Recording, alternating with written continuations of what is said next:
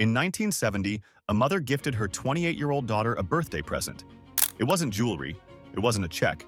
It was a Raggedy Ann doll, soft cotton body, red yarn hair, eyes stitched like they were always watching. A sentimental gift, sure. But that's how it always starts, doesn't it? Deirdre, or Donna, as some records name her, was a nursing student living in a modest apartment with her roommate, Angie. Both were young, compassionate women. The kind of people who treated patients like family and gave spare change to strangers. They thought the doll was sweet. They placed her on the couch. Sometimes she'd end up in the kitchen. Sometimes in Donna's bed. At first, it was a joke. Maybe Angie was messing around. But soon, the doll started showing up in locked rooms. It started sitting upright when it shouldn't. Its arms shifted positions. Its head would tilt like it was listening. And then the notes began to appear, scribbled in childish handwriting on parchment paper neither of them owned. The messages? Help us. Help Lou. One night, they returned home to find the doll standing in the hallway. A floppy cloth doll. Standing. Unaided. Waiting. Fear is a slow, creeping thing, especially when logic fails.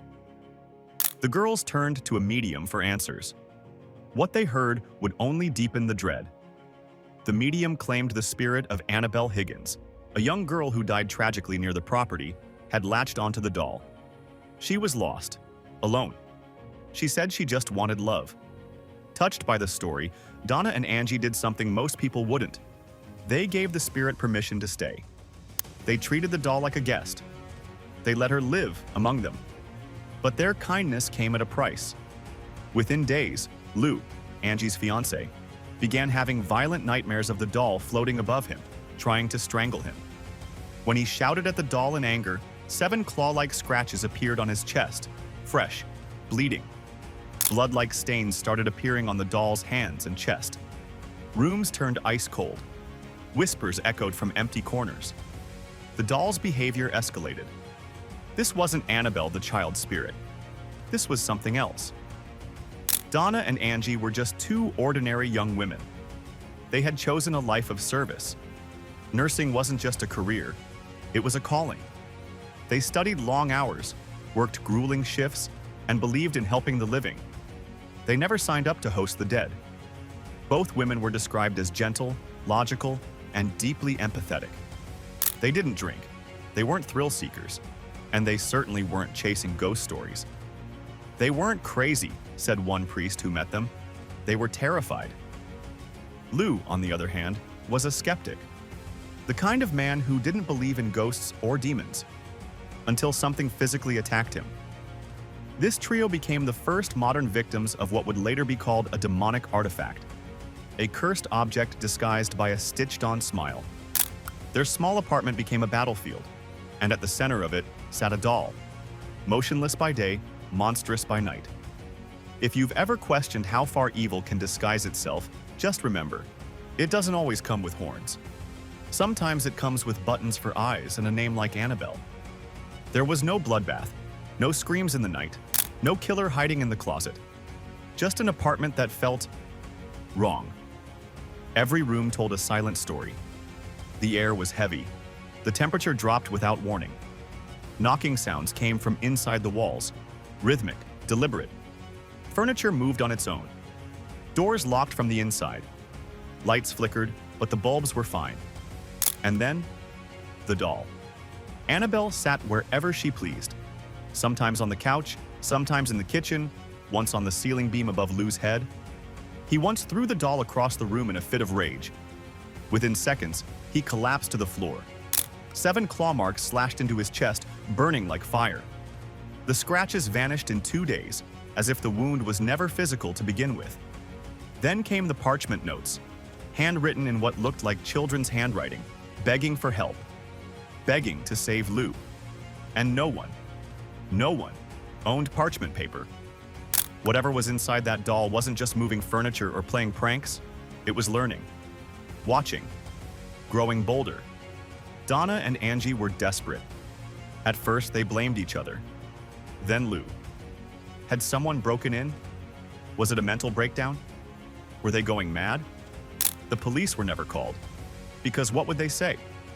"Officer, a Raggedy Ann doll is moving on its own, bleeding, whispering to us, and trying to kill our friend?" Number. They turned to the church. A priest arrived, uneasy but listening. He didn't perform any rituals. He made a call instead. To two names the world would soon fear and idolize: Ed and Lorraine Warren. Paranormal investigators, demonologists, the real-life inspiration for The Conjuring.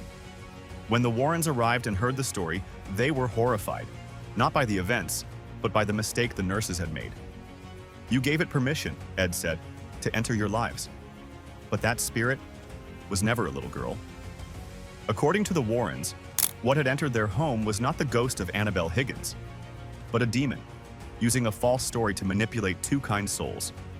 And demons, they warned, don't haunt objects. They inhabit them as a gateway. Infestation, oppression, possession. These were the three stages of demonic activity, Ed explained. And the nurses were already at stage 2. Infestation, the cold spots, the moving objects, the strange notes. Oppression, the nightmares, the scratches, the psychological torment. Possession was next. Had they waited longer, the demon wouldn't need the doll anymore. It would need a host.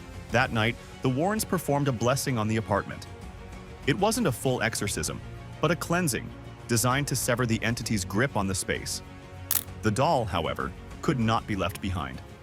Ed and Lorraine took it, carefully, locked in the back seat of their car. Halfway home, their brakes failed. Twice. They nearly collided with a truck. Only when Ed splashed holy water on the doll did the disturbances stop. Even the Warrens, seasoned hunters of the supernatural, had never encountered an object like this.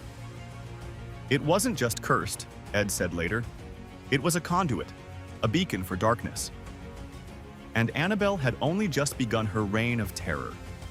Annabelle now sits behind glass in the Warrens Occult Museum in Monroe, Connecticut. A warning sign is nailed above her case. Positively, do not open. The box is blessed weekly by a priest. No one is allowed to touch it. But the stories didn't stop. Visitors claimed to see the doll move. A young man once mocked her, banged on the glass, dared her to do something. He died hours later in a motorcycle crash. His girlfriend survived, barely. And the last thing she remembered before the impact was his laughter about Annabelle.